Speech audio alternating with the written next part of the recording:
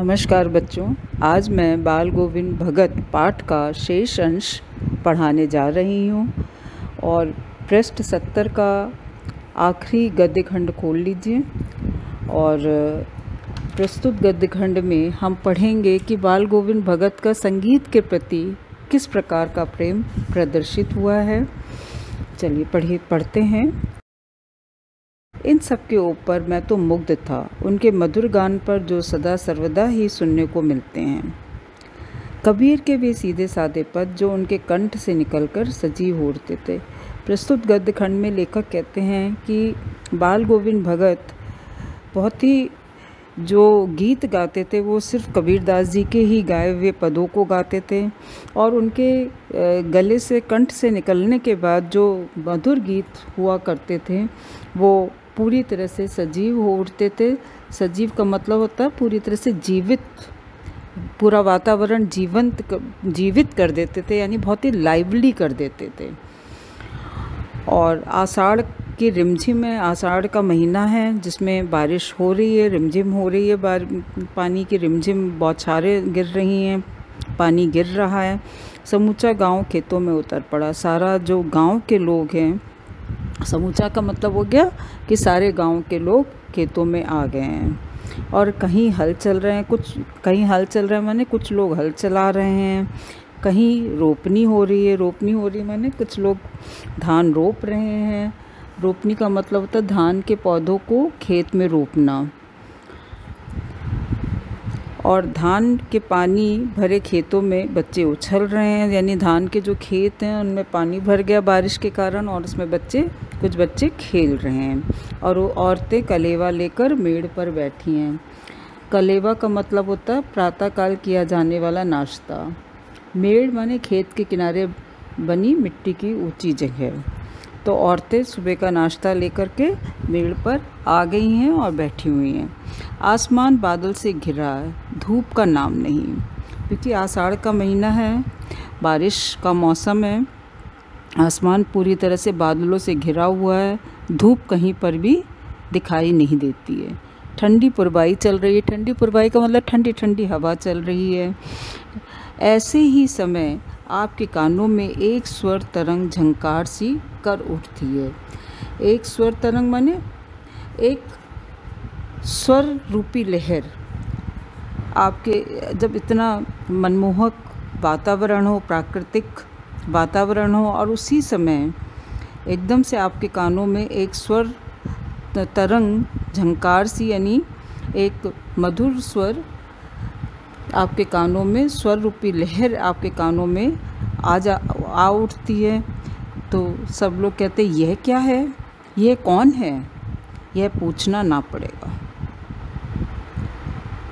ये पूरी तरह से अंडरस्टूड था कि ये सब कौन गा रहा है, कैसे गा रहा है, ये सब पूछना नहीं पड़ेगा। ये सब पता था कि बाल गोविंद भगत ही गीत गा रहे हैं। बाल गोविंद भगत समूचा शरीर कीचड़ में लिथड़े अपने खेत में रोपनी कर रहे थे। बाल गोविंद भगत जो थे वो अपने खेतों में, उनका पूरा शरीर, समूचा मैंने पूरा शरीर कीचड़ में लपटा हुआ था, लिथड़ा हुआ था, और अपने खेत में वो रोपनी कर रहे थे। उनकी अंगुली एक एक धान के पौधे को पंक्तिबद्ध खेत में बिठा रही है। मतलब कहने का तात्पर्य है कि उनके जो हाथ हैं, उनकी उंगलियां हैं, एक एक धान के पौधों को क्रमबद्ध, एक एक पंक्ति माने लाइन से खेत में एक एक पौधे को रोप रही हैं। उनका कंठ एक एक शब्द को संगीत के जीने पर चढ़ाकर कुछ को ऊपर स्वर्ग की ओर भेज रहा था। यहाँ पर इनके मधुर गायन की विशेषता बताई गई है कि उनके कंठ के द्वारा निकले गए मधुर संगीत को सुन करके ऐसा लग रहा था कि स्वर्ग पर कुछ स्वर स्वर्ग की तरफ जा रहे हैं, भेज रहे हैं। उनको सुन करके ऐसा प्रतीत हो रहा था।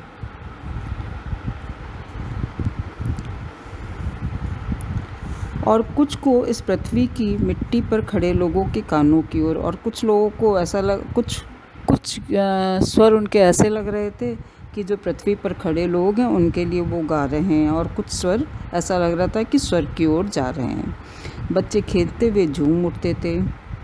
मेड़ पर खड़ी औरतों के होठ काँप उठते हैं, वे गुनगुनाने लगती हैं। यानी जो मेड़ पर खड़ी औरतें थीं उनके होठ संगीत सुनकर के काँप उठते हैं, और वो खुद भी स्वतः भी वे औरतें गुनगुनाने लगती हैं। हलवाहों के पैर ताल से उठने लगते हैं। हलवाहों माने जो हल चलाने वाले लोग हैं, हल चलाने वाले हैं, उनके पैर संगीत सुनकर के स्वतः ताल के साथ उठने लगते हैं, चलने लगते हैं। रोपनी करने वालों की उंगलियां एक अजीब क्रम से चलने लगती हैं।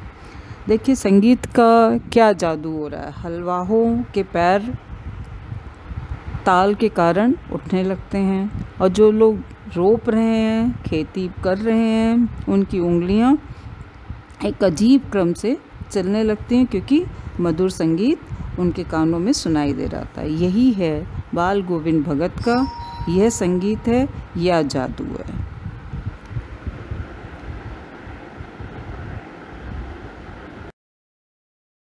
ये बच्चों 71 पृष्ठ पर द्वितीय पैरा पढ़ते हैं। भादों की वे अंधेरी अधरतिया, अधरतिया माने आधी रात। भादों का महीना है, काली अंधेरी रात है, और आधी रात्रि की बात की जा रही है। अभी थोड़ी ही देर पहले मूसलाधार वर्षा खत्म हुई है।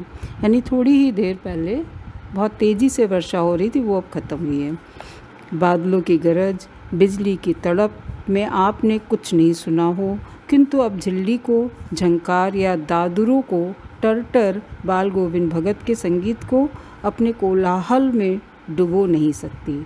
यानी जो मेढक हैं, वो दादुर जो माने हैं मेढक हैं, उनकी टर और झिल्लियों की झंकार आदि बाल गोविंद भगत के संगीत को अपने शोर में नहीं डुबा सकती है। उनकी खंजड़ी डिमक डिमक बज रही है। खंजड़ी क्या होता है? खंजड़ी एक प्रकार का वाद्य यंत्र होता है जिसको हाथ में लेकर के बजाते हैं।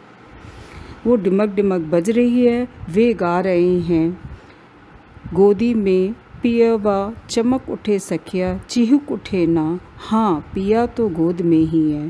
पिया माने पिया के लिए कहा गया, चिहुक माने खुशी से, और वह अकेली है।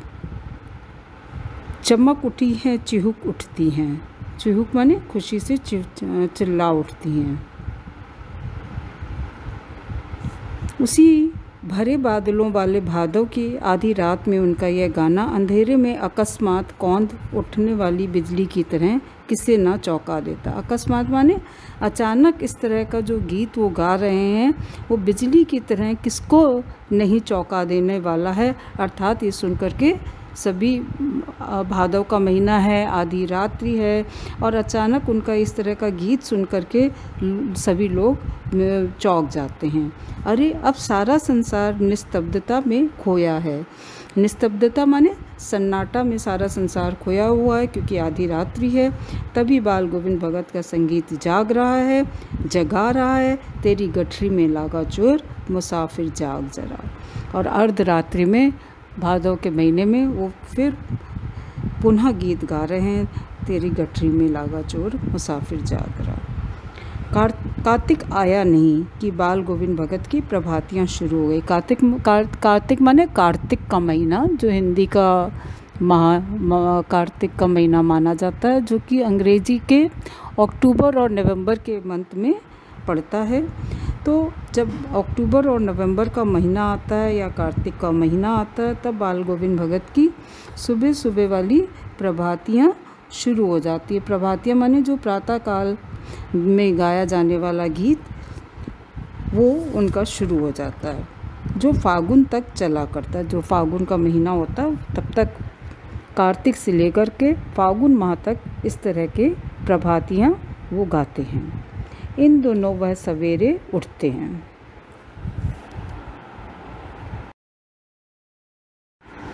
पृष्ठ 72 का पहला पैराग्राफ। ना जाने किस वक्त जग कर वह नदी स्नान को जाते, गांव से 2 मील दूर। जब प्रातः हो जाता तो वह लोगों को पता ही नहीं चलता था कि कब वो जग जाते थे, और जग करके नदी में स्नान के लिए जाते थे, जो कि घर से उनके 2 मील की दूरी पर था। वहाँ से वो नहा धोकर लौटते और गांव के बाहर ही पोखरे के ऊंचे भीड़े पर, पोखरे माने तालाब, तालाब के भींडे माने मिट्टी से बना हुआ ऊंचा स्थान, उसके ऊपर बैठ कर के अपनी खंजड़ी लेकर जा बैठते और उस मिट्टी से बना हुआ ऊंचे स्थान पर नहा धो करके वो पोखर के ऊंचे मिट्टी से बने हुए ऊंचे स्थान पर बैठ करके अपनी खंजड़ी लेकर के बैठ जाते थे और वहीं पे अपना गाना टेरने लगते माने गाना गाने लगते। मैं शुरू से ही देर तक सोने वाला हूँ। लेखक कहते हैं मैं तो शुरू से ही देर तक सोने वाला हूँ, किंतु एक दिन माघ की उस दांत किटकिटाने वाली भोर में भी उनका संगीत मुझे पोखरे पर ले गया। और एक दिन उन्होंने देखा कि बहुत दांत किटकिटाने वाली ठंड थी, यानी कि ठंड के कारण वह सुबह जिसमें सर्दी के कारण दांत किटकिटाने लगते हैं, उस वाली सुबह में उनका संगीत मुझे पोखरे पर ले गया। पोखरे माने तालाब पर ले गया। उनके संगीत के अंदर इतना जादू था कि वो उससे भाव विह्वल होकर के उस तरफ बढ़ गए। अभी आसमान में तारों के दीपक बुझे नहीं थे, यानी कि जो रात्रि में जो तारे टिमटिमा रहे थे, तारे जो दीपक के समान दिख रहे थे, वो पूरी तरह से ख़त्म नहीं हुए थे, अस्त नहीं हुए थे, पूरी तरह से बुझे नहीं थे। और उधर ही दूसरी तरफ, हाँ, पूरब में लोही लग गई थी। पूरब में लोही लग गई थी माने पूरब की दिशा की तरफ जो होता है ना, उस तरफ से लालिमा दिखने लग गई थी। लोही माने लालिमा दिखने लग गई थी। किस चीज़ की? सूरज निकलने पे जो थोड़ी बहुत लालिमा शुरुआत हो जाती है, वही लेखक कह रहे हैं कि पूरब दिशा की तरफ से में लोही लग गई थी, जिसकी की लालिमा को शुक्र तारा और बढ़ा रहा था, जिसके लालपन को शुक्र तारा और चमकदार बना रहा था। खेत, बगीचा, घर सब पर कुआसा छा रहा था, यानी कि ओस पूरी तरफ बिखरी हुई थी।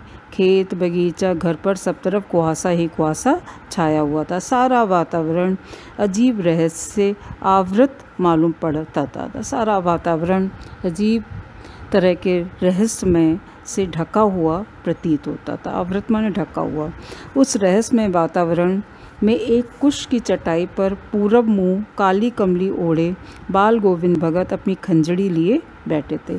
इस तरह के रहस्यमय वातावरण में कि यानी कि रात्रि ख़त्म होने वाली है, प्रातःकाल होने वाला है, पूरब की तरफ से सूर्य की लालिमा दिख रही है और रात्रि के तारे धीरे धीरे बुझ रहे हैं, पूरी तरह से बुझे भी नहीं थे। इस रहस्यमय वातावरण में बाल गोविंद भगत अपने स्नान आदि करने के बाद एक कुश की चटाई पर, कुश माने जो लकड़ी की सीख अलग तरह का जो कुश होता है, उसकी चटाई पर बैठकर पूरब की तरफ मुँह करके बैठे हुए थे और काले रंग की कम्बली ओढ़े हुए थे। कम्बली माने काले रंग का कंबल ओढ़े हुए थे और बाल गोविंद भगत अपनी खंजड़ी लिए बैठे हुए थे।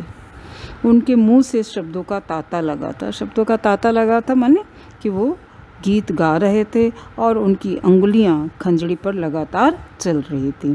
खंजड़ी माने एक प्रकार का वाद्य यंत्र, उसको वो उनकी उंगलियां लगातार उस खंजड़ी को बजा रही थी और मुंह से स्वर निकल रहे थे, यानी गीत निकल रहे थे। गाते गाते इतने मस्त हो जाते, इतने शुरूर में आ जाते, उत्तेजित हो उठते, मालूम होता कि अब खड़े हो जाएंगे। वे बाल गोविंद भगत गीत गाते गाते इतने उत्तेजित हो जाते कि इतने जोश से भर जाते, ऐसा लगता था कि गाते गाते वो अभी अचानक से खड़े हो जाएंगे। कमली तो बार बार सिर से सरक जाती, कमली माने कंबल तो बार बार नीचे सरक जाता था। मैं जाड़े से कपकपा रहा था। जाड़े से माने ठंड से वो कपकपा रहे थे, किंतु तारों की छाँव में भी उनके मस्तक के श्रम बिंदु जब तब चमक ही पड़ते थे। लेखक कहते हैं कि वो जाड़े में थोड़ा बहुत कपकपा रहे थे, किंतु तारे की छाँव में, यानी तारे अभी पूरी तरह से अस्त नहीं थे, उसकी छाँव में बाल गोविंद भगत के मस्तक पर, माथे पर श्रम बिंदु गिरते हुए चमक उठते थे। यानी श्रम बिंदु माने मेहनत करने के बाद जो पसीना आता है उसको श्रम बिंदु कहा गया है। बच्चों, अभी जितना हमने पढ़ा है इसके आधार पर एक प्रश्न बनता है, मैं वो इसकी चर्चा कर लेती हूँ। खेती बाड़ी से जुड़े गृहस्थ बाल गोविंद भगत अपनी किन चारित्रिक विशेषताओं के कारण साधु कहलाते थे? इसमें आप लिख सकते हैं बाल गोविंद भगत एक गृहस्थ थे, परंतु उनमें साधु कहलाने वाले गुण भी थे जो आप निम्नलिखित तरीके से बता सकते हैं। पहला, वे कबीर के आदर्शों पर चलते थे। वे दोनों समय गीत गाते, स्नान ध्यान करते और ईश्वर की उपासना में स्वयं को लगाए रहते थे। दूसरा, वे सत्य का पालन करते थे तथा कभी झूठ नहीं बोलते थे। वे सबसे खराब व्यवहार रखते थे। तीसरा, वे किसी की चीज़ को छूते नहीं थे और बिना पूछे व्यवहार में नहीं लाते थे। किसी से भी दो टूक बात करने में संकोच नहीं करते थे, ना किसी से झगड़ा करते थे। पांचवा, उनका सब कुछ साहब का था। खेत में जो कुछ पैदा होता था उसे कबीर पंथी मठ पर जाकर दे देते और प्रसाद के स्वरूप में जो कुछ उनको वापस मिलता था उसे घर ले आते थे और उसी से अपना गुजर बसर करते थे। बच्चों, अभी भी मैंने क्षितिज के बाल गोविंद भगत का जो गद्य खंड पाठ पढ़ाया है उसके आधार पर आपकी क्षितिज की पुस्तक का प्रश्न अभ्यास में से पहला प्रश्न, खेतीबाड़ी से जुड़े गृहस्थ बाल गोविंद भगत अपनी किन चारित्रिक विशेषताओं के कारण साधु कहलाते थे, ये मैंने अभी भी इस प्रश्न की चर्चा की। बाकी के जो प्रश्न हैं आगे मैं पढ़ाती जाऊंगी और प्रश्नों की चर्चा करती चली जाऊंगी, किंतु अभी जो मैंने पढ़ाया है उस गद्य खंड के आधार पर पृष्ठ 71 और 72 पे जो पहला गद्य खंड बनता है उसके आधार पर कुछ संभावित प्रश्न बनते हैं, उनकी मैं चर्चा करना चाहूँगी। लेकिन पहले मैं गद्य खंड की खाली एक बार रीडिंग करके आपको बता देती हूँ, पढ़ करके बताती हूँ, फिर प्रश्नों की चर्चा करते हैं। ये आप पढ़ चुके हैं, अभी भी मैंने समझाया है। कार्तिक आया नहीं कि बाल गोविंद भगत की प्रभातियाँ शुरू हुई जो फागुन तक चला करती हैं। इन दिनों वह सवेरे ही उठते, ना जाने किस वक्त जग कर वह नदी स्नान को जाते, गांव से 2 मील दूर, वहां से नहा धोकर लौटते और गांव के बाहर ही पोखरे के ऊंचे भीड़े पर अपनी खंजड़ी लेकर जा बैठते और गाने टेरने लगते। मैं शुरू से ही देर तक सोने वाला हूँ, किंतु एक दिन माघ की उस दांत किटकिटाने वाली भोर में भी उनका संगीत मुझे पोखरे पर ले गया। अभी आसमान के तारों के दीपक बुझे नहीं थे। हाँ, पूरब में लोही लग गई थी जिसकी लालिमा को शुक्र तारा और बढ़ा रहा था। खेत, बगीचा, घर सब पर कुहासा छा रहा था। सारा वातावरण अजीब रहस्य से आवृत मालूम पड़ता था। उस रहस्यमय वातावरण में एक कुश की चटाई पर पूरब मुँह, काली कमली ओढ़े बाल गोविंद भगत अपनी खंजड़ी लिए बैठे थे। उनके मुंह से शब्दों का तांता लगा था। उनकी अंगुलियां खंजड़ी पर लगातार चल रही थीं। गाते गाते इतने मस्त हो जाते, इतने सुरूर में आते, उत्तेजित हो उठते कि मालूम होता अब खड़े हो जाएंगे। कमली तो बार बार सिर से नीचे सरक जाती थी। मैं जाड़े से कपा रहा था, किंतु तारे की छाँव में भी उनके मस्तक के श्रम बिंदु जब तब चमक ही पड़ते थे। पहला प्रश्न बनता है, रहस्यमय वातावरण में बाल गोविंद भगत क्या कर रहे थे? इसके उत्तर में बच्चों आप लिखेंगे, रहस्यमय वातावरण में बाल गोविंद भगत एक कुश की चटाई पर अपनी काली कमली ओढ़कर पूरब दिशा की ओर मुँह करके गा रहे थे और साथ ही अपनी खंजड़ी से संगीत भी दे रहे थे। गाते गाते वह जोश में आकर खड़े हो जाते थे। ये बच्चों सारे प्रश्न गद्य खंड में ये वाले जो अभी मैं बता रही हूँ 2-2 अंक के आते हैं। दूसरा प्रश्न है, माघ मास की एक सुबह उठकर लेखक ने क्या देखा? बहुत आसान क्वेश्चन है। माघ मास की एक सुबह उठकर लेखक ने देखा कि दांत किटकिटाने वाली भोर में भी बाल गोविंद भगत पोखरे के पास बैठकर गा रहे थे अभी आसमान में लालिमा छाई हुई थी और चारों ओर कुहासा था। उस समय बाल गोविंद भगत गा रहे थे। तीसरा प्रश्न, दांत किटकिटाने वाली भोर में भी लेखक पोखरे तक क्यों गया था? दांत किटकिटाने वाली भोर में भी लेखक पोखरे तक बाल गोविंद भगत के संगीत के कारण गया था। तो सीबीएसई में भी गद्यखंड दे करके प्रश्नों को पूछा जाता है, इसलिए जितने भी संभावित बन सकते हैं मैं उनकी चर्चा करूंगी। अब इसके बाद जितना गद्यखंड मैंने पढ़ाया उसमें कुछ लघुत्तरी प्रश्नोत्तर बनते हैं, उनके 2-3 हैं, वो मैं चर्चा करना चाहूँगी। पहला प्रश्न है, बाल गोविंद भगत गृहस्थ भी थे और सब चीज़ साहब की मानते थे, वे दोनों बातों का कैसे पालन करते थे? इसमें आप बच्चों लिखेंगे, बाल गोविंद भगत गृहस्थ थे, उनका अपना परिवार था, अपने परिवार के पालन पोषण के लिए वे खेती बाड़ी भी करते थे। बाल गोविंद भगत गृहस्थ होते हुए भी किसी साधु के समान थे, सब चीज़ साहब अर्थात कबीर की ही मानते थे, अपने खेत की पैदावार को सिर पर लाद कर साहब के दरबार अर्थात कबीरपंथी मठ में ले जाते थे और वहाँ से जो कुछ भेंट स्वरूप मिलता था उसे घर लाते और उसी से अपने परिवार का भरण पोषण चलाते थे। ठीक है। दूसरा प्रश्न बनता है, बाल गोविंद भगत का अपनी पैदावार को कबीरपंथी मठ पर जाकर चढ़ा देना क्या प्रकट करता है?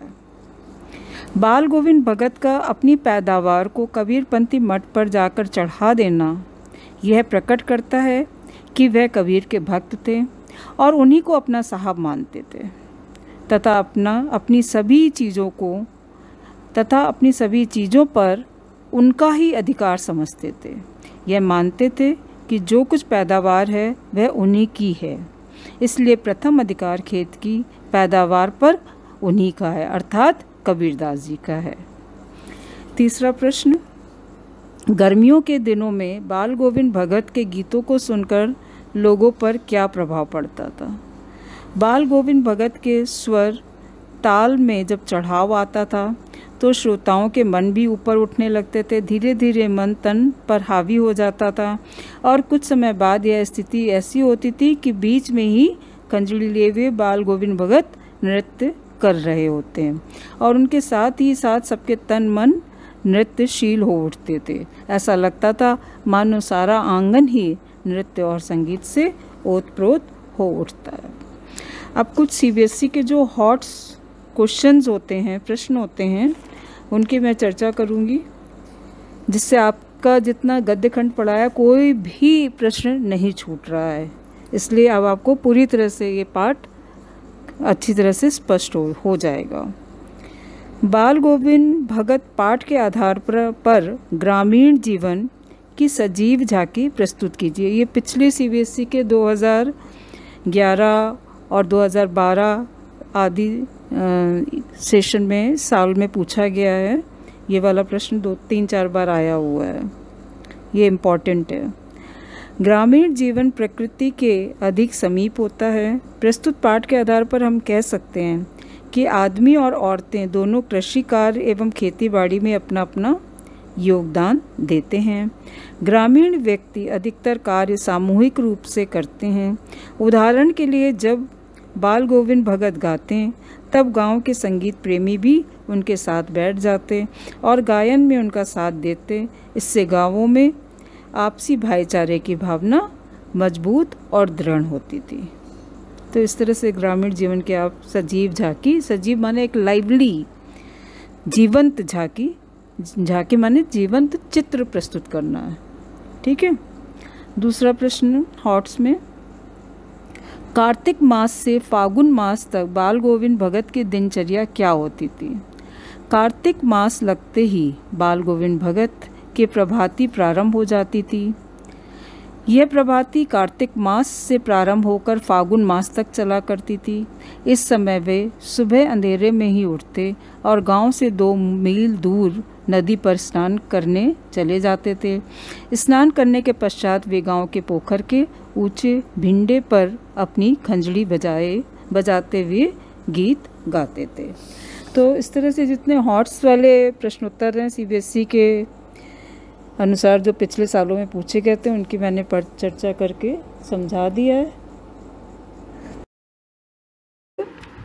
आपको मैंने जितना पढ़ाया उसको बार बार पढ़िए, पढ़ करके, और जो बीच बीच में कठिन शब्द आए हैं मैंने आपको शब्दार्थ भी बताए हैं और पुस्तक में भी शब्दार्थ दिए हुए हैं, उनको भी एक बार पढ़ लीजिएगा, जिससे पूरा पाठ अच्छी तरह से स्पष्ट हो जाएगा। तब तक का अब थोड़ा सा एक पृष्ठ रह गया, पृष्ठ 73, वो मैं अगली क्लास में पूरा करूँगी। और इसके साथ ही मैं आपको एक वर्कशीट दे रही हूँ। उस वर्कशीट को क्लास 10 A, B और C तीनों क्लास के बच्चों को लिख करके वर्कशीट में ही प्रश्नों के उत्तर लिखने हैं।